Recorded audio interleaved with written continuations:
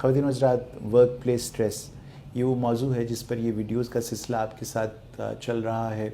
आज की गुफ्तगू में हम ज़रा सा इसको लिंक करना चाहेंगे अपनी तीसरी वीडियो के साथ, जिसमें हमने आपको ग़ुलामाना ज़हनियत रखने वाले, वर्क प्लेस पर काम करने वाले लोगों से मिलाया था।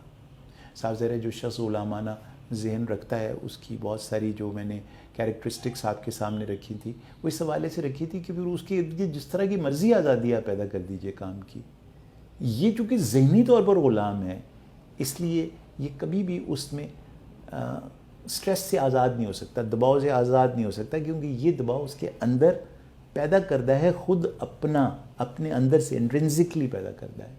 इसलिए वो फ़िज़ा जिसमें कि उसने आज़ाद महसूस करना है वो उस पर कभी भी कारगर नहीं होगी।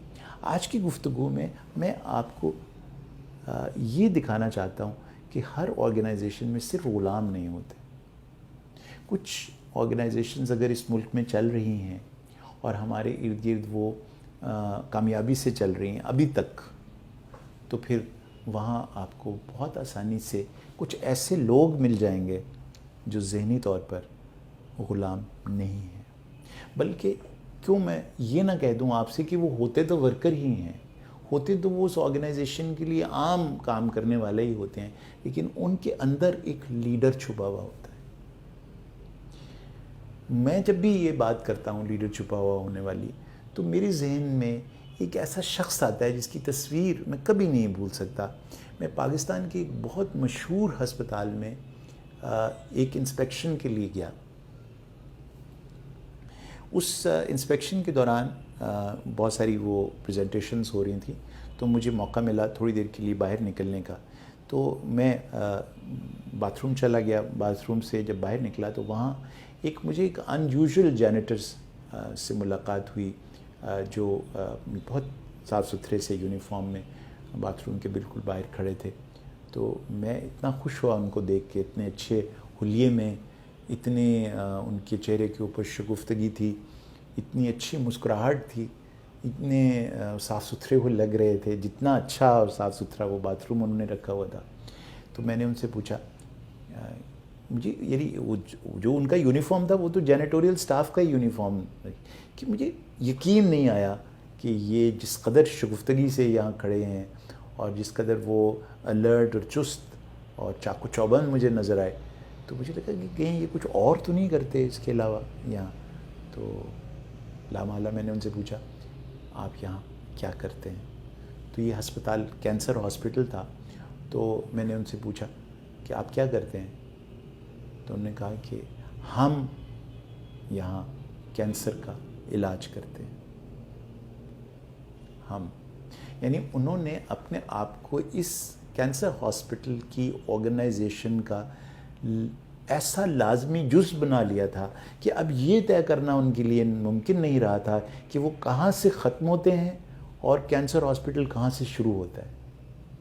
यानी उनकी ज़ात और उस ऑर्गेनाइजेशन की ज़ात ऐसे जुड़ गई थी कि उसका काम इन्हें अपना काम लगता था। कितने ही लोगों से आपकी मुलाकात हुई होगी, जब आप उस दफ्तर में जाएं और उनसे पूछें कि आप क्या करते हैं, तो वो ये कहते हैं मैं यहाँ क्लर्क हूँ, मैं यहाँ पर सेक्शन ऑफिसर हूँ। कितनी ही मिनिस्ट्रीज़ में आपका जाना हुआ होगा, कितने ही महकमों में आपका जाना हुआ होगा। कभी आपने ये जुमला सुना कि जहाँ आपको उस जुमले में ये चीज़ नज़र आती हो कि वो ऑर्गेनाइजेशनल रिप्रेजेंटेटिव के तौर पर अपने आप को महसूस करते हैं, उसका एक इंटीग्रल ऐसा हिस्सा महसूस करते हैं जहाँ मनोतू का जो फासला है वो ख़त्म हो गया। ये जो लोग हैं असल में ये हैं वो जो उस ऑर्गेनाइजेशन का मग़ज़ होते हैं, उसका इंजन होते हैं और उस ऑर्गेनाइजेशन को सही मानों में ऊपर की तरफ लेकर जा रहे होते हैं। मैंने वर्कर नहीं कहता, मैंने लीडर कहता हूँ, क्योंकि ये कॉम्पनसेट कर रहे होते हैं उन ग़ुलामों को जो उसी ऑर्गेनाइजेशन में नौकरी कर रहे होते हैं। ये लोग नौकरी नहीं कर रहे होते, ये एक्चुअली किसी पर्क्स और प्रिविलेज के लिए सिर्फ काम नहीं कर रहे थे। हाँ, ये भी तनख्वाह लेते, इनको भी मराहत मिलती हैं, लेकिन इनका ज़िंदगी गुजारने का मकसद یا اس جگہ کام کرنے کا مقصد تنخواہ اور مراد نہیں ہوتی. وہ جو آرگنائزیشنل مشن ہے یا وہ جو آرگنائزیشنل ویژن ہے وہ اس کا حصہ اپنے آپ کو سمجھتے ہیں. تو جب یہ والی کیفیت کسی شخص میں پیدا ہو جائے تو پھر میں اس کو خوش آمدید کہتا ہوں، بیکاز اب وہ ایک ایسا شخص بن گیا ہے کہ جو اس آزادی کو صحیح معنوں میں انجوائے کر سکے گا جو آجر نے اس آرگنائزیشن میں مہیا کی.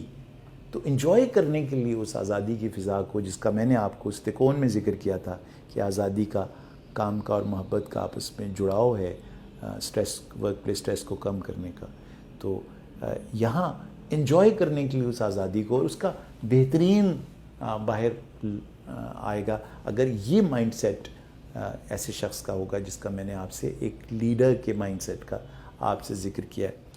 یہ کوئی کام صرف اس لیے نہیں کر رہا ہوتا کہ اس کو اس نوکری سے کچھ پیسے چاہیے، نہیں، وہ یہ سمجھتا ہے کہ اس نوکری کے ذریعے، اس کام کے ذریعے جو اس آرگنائزیشن کے لیے کر رہا ہے اس کی اپنی ذات کی تکمیل ہو رہی ہے. یعنی اپنی ذات کی تکمیل کر رہا ہوں میں، ورنہ تجھ سے تو مجھ کو پیار نہیں.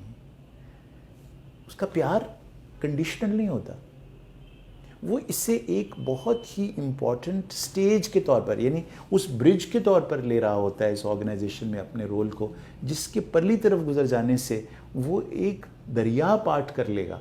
یعنی ایک نئی سٹیج آف ڈیولپمنٹ میں نفسیاتی طور پر بھی، شعوری طور پر بھی، روحانی طور پر بھی اور نفسیاتی طور پر بھی پہنچ جائے گا. یعنی گروتھ اور ڈیولپمنٹ کا جو اس کا پروسیس چل رہا ہے زندگی کا، اس میں یہ آرگنائزیشن ایک بہت انٹیگرل ویسٹیبیول ہے جو کہ اس کو اپرچونٹی پرووائڈ کر رہی ہے، اس کو موقع فراہم کر رہی ہے اس میچورٹی کے سفر کو جاری و ساری رکھنے کے لیے. اس کی خاص بات کیا ہے؟ یہ کوئی کام بھی عام طریقے سے نہیں کرتا. یہ ڈنگ نہیں ٹپا رہا ہوتا اس آرگنائزیشن میں، ڈنگ ٹپاؤ نہیں ہوتا. یہ صرف آج کا کام نہیں کر رہا ہوتا. وہ کام کو بس میں مکا لوں اس کیفیت میں ہوتا ہے. میں بس تسی بیٹھو، میں ذرا تھوڑا جہا فائلاں کڈ لواں، میں کم مکا لواں. تو وہ فائلیں کڈ نہیں رہا ہوتا، وہ مکا نہیں رہا ہوتا کام کو، بلکہ وہ اس کام کو بہترین لیول پر لے جا کے کرنے کا قائل ہوتا ہے. یعنی he is pursuing excellence in his work. اس کے اندر کانسٹنٹلی جد و جہد چل رہی ہوتی ہے کہ میں اس کام کو بہترین طریقے سے کیسے کر سکتا ہوں.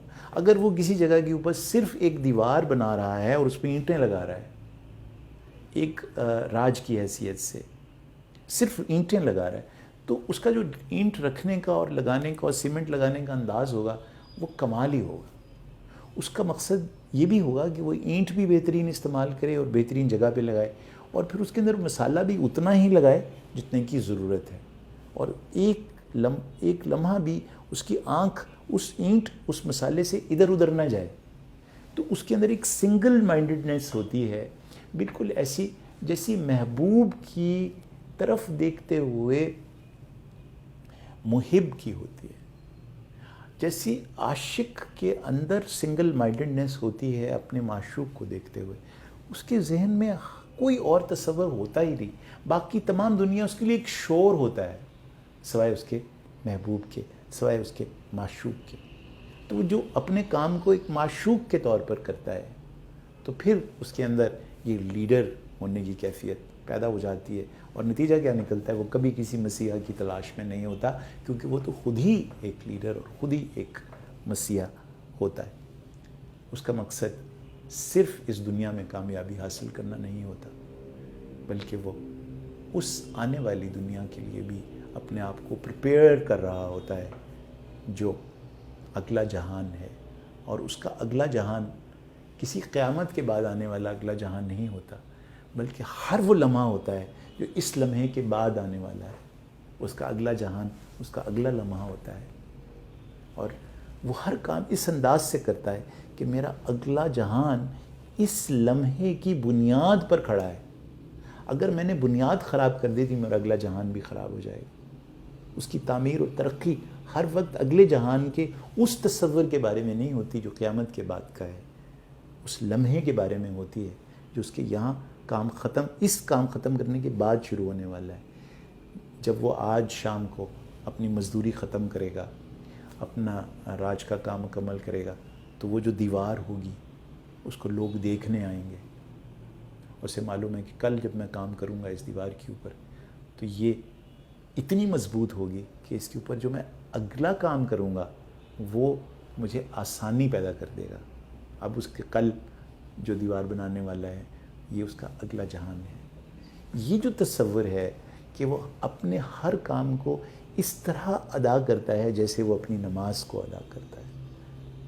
जैसे आप नमाज पढ़ते हैं ना, तो उसमें कोशिश करते हैं कि आप सिंगल माइंडेडली, आपके जहन में कुछ और ना हो सवाए उसके जिसको आप सजदा रेज़ हो रहे हैं, जिसके सामने सजदा कर रहे हैं।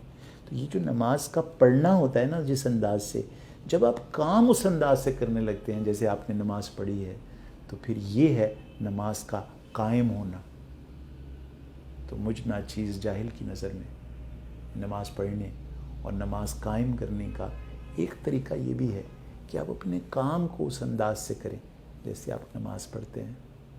तो फिर ये जो लोग हैं जो इस तरह की नमाज अदा करते हैं अपने काम में, इसके अंदर वो शिद्दत और वो एहसास रखते हैं जिसका मैंने आपसे ज़िक्र किया, तो यकीन कीजिएगा कि यही वो लोग हैं जो लीडर हैं सही मानों में। और इनको कभी वर्क प्लेस स्ट्रेस में प्रॉब्लम्स नहीं पैदा होंगी। और ये असल में अपनी हेल्थ में इन्वेस्ट कर रहे हैं, अपनी फ़िज़िकल हेल्थ में इन्वेस्ट कर रहे हैं, अपनी साइकोलॉजिकल हेल्थ में इन्वेस्ट कर रहे हैं, अपनी स्पिरिचुअल हेल्थ में इन्वेस्ट कर रहे हैं, हालांकि देखने में वो काम कर रहे हैं।